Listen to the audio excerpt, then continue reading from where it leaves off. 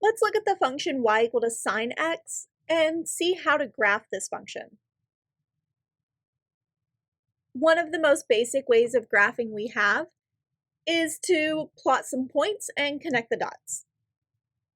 Using our unit circle, we know that sine of 0 is equal to 0. Sine of pi over 6 is 1/2. Sine of pi over 3 is square root of 3 over 2. Sine of pi over 2 is 1.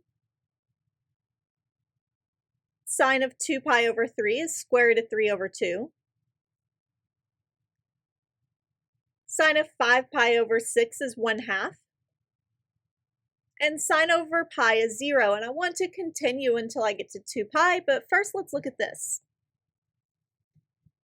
Between 0 and pi over 2, y is increasing from 0 to 1. Between pi over 2 and pi, we have that y is decreasing from 1 to 0. So let's continue looking all the way to 2 pi.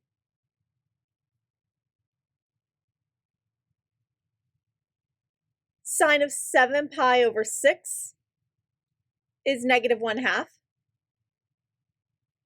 Sine of 4 pi over 3 is negative square root of 3 over 2. Sine of 3 pi over 2 is negative 1. Sine of 5 pi over 3 is negative square root of 3 over 2. Sine of 11 pi over 6 is minus 1/2, and sine of 2 pi is 0. So I can see here that between pi and 3 pi over 2, y is decreasing from 0 to negative 1. And between 3 pi over 2 and 2 pi, y is increasing from negative 1 to 0. So I want to look at plotting these points and connecting the dots. And I'm actually going to use Desmos to do this for me. Here I am on Desmos. I have a table here that matches the table that I had just written out. And I can see these points plotted. It increases from 0 to 1, decreases from 1 to 0, decreases from 0 to negative 1, and then increases from negative 1 to 0. And since this is periodic, I should be able to extend this pattern both ways indefinitely. So if I connect the dots, we can see the actual graph of sine of x.